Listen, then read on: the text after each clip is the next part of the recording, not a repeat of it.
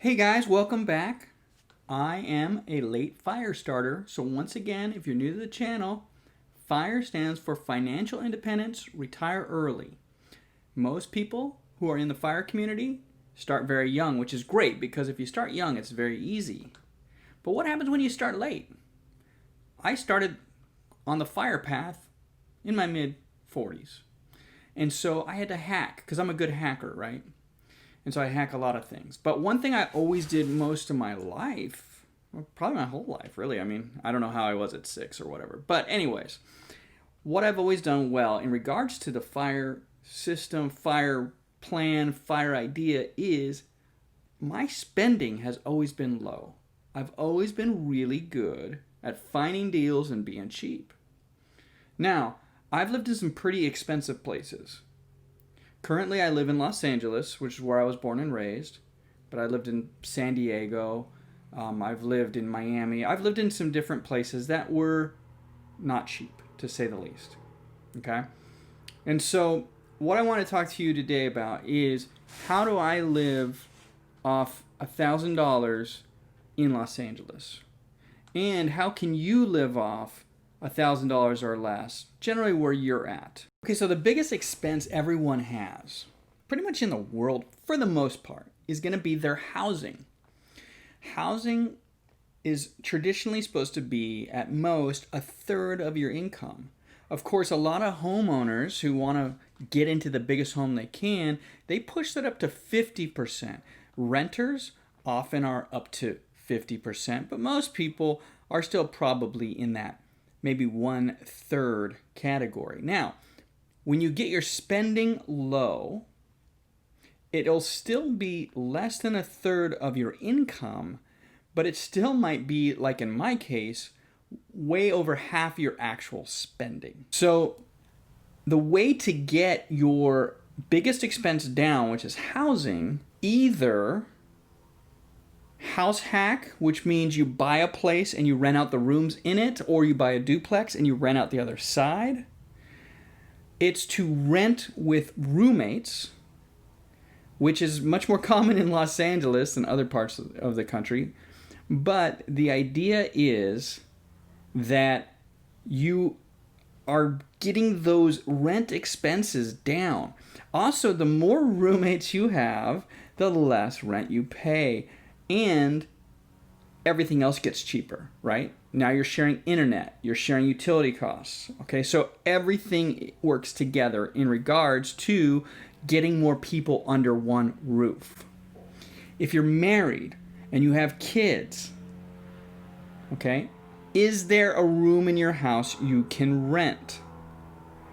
Do you have too much of a house that you can downsize? Can you sell your house, move into a duplex? These are hard issues that everyone has to figure out for themselves. As far as my situation, living in Los Angeles, I live in a 2-bedroom, 2-bath apartment with 2 roommates, and I have my own room, but I share the bathroom. My monthly rent is, let me put it right here, $650. Okay, that is my biggest monthly expense.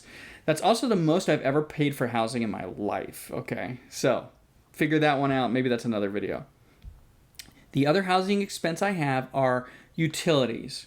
Okay, that's going to be electric, gas, and internet. Between the 3 of us, it averages out to be $25 a month. Okay, so my housing total for the month is $675. Now, next biggest expense people have is their car or their transportation. Generally, in the fire community, this is a big issue because most agree that you should never buy a new car.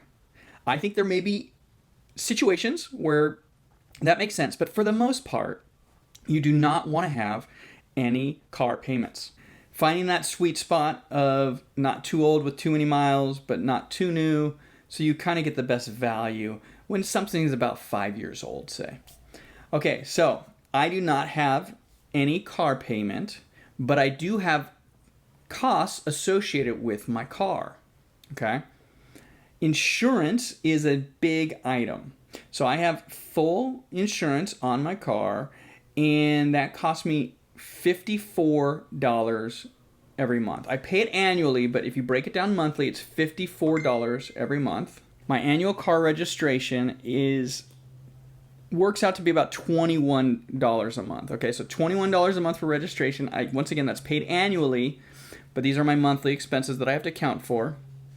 And then my gas. I'm putting down $30 a month for gas. I've been averaging about 25, but gas prices are rising, and with COVID wearing off, hopefully sometime soon, I'll be driving a little more. But I think with my car, which gets very good miles per gallon, and I minimize my driving, as I always have, $30 I think is a fair estimation of my gas costs. Okay, so if you notice, my transportation costs are fairly low. So even though this may be your second highest expense, for me, it's not. My second highest expense is going to be food, which that's going to be either your second or third. For me, it's my second. For you, maybe your third or your second. Real quick, ways to get your costs down. Make sure when you get a car, get something that's got good gas mileage. Okay, I'm in LA, so we pay a premium for gas. If you're in other parts of the country, your gas bill might be cheaper. If you have multiple cars and you don't need them, sell one. Okay? If you are deep in debt with your car and it's killing you, get rid of it. Sell it, take the bus, ride the bike, walk. There are other options you have. Now, food. Food is another big expense. I probably spend anywhere, okay, this has to be a video on itself because I don't have time to explain this, but I spend anywhere from $30 to about $120 in food every month. And that includes going out a little bit. I don't go out to eat very much, and with COVID, it's been real easy. I don't really go out much at all. But I'm actually putting $145 for food, monthly budget. I never spend that much, but if you go to Costco, if you load up on things like eggs and oatmeal, if you look for deals, like if you're going out, if you just need to grab something at a fast food restaurant because you're on the streets, get the apps. All the apps have offers. Okay? Some of the apps say if you spend $1, you get a free burger or whatever. The other thing I do is intermittent fasting, and I just lower my calorie content in general just for health reasons, but that actually lowers my food bill as well. Okay, so $145 for food. The last two things, we're almost done with my monthly expenses. The last two things I am counting are going to be $25 a month for cell phone.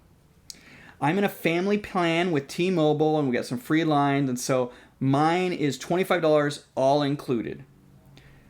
It is very, very easy these days to get your cell phone plan down to $30. Okay? $30 is what you can get. Family plan does not have to be family. You can get 3 friends, and you get a family plan with T-Mobile. It's $30 a piece, okay? That includes taxes, everything. So there's no reason anyone should be spending more than $30 a month on their cell phone plan. So for me, it's $25. And then I'm just putting in $45 for miscellaneous, right? If I need to buy some new socks, or if I happen to go out on a date, right? So there are different things that come up every month. $45, sometimes I won't spend that at all. Other months it may be $90 if you need a new pair of jeans, whatever it may be, but that's more than enough. And if you add all that up, that is going to be a grand total of $995 surviving in LA very comfortably, actually. I don't really go without a lot.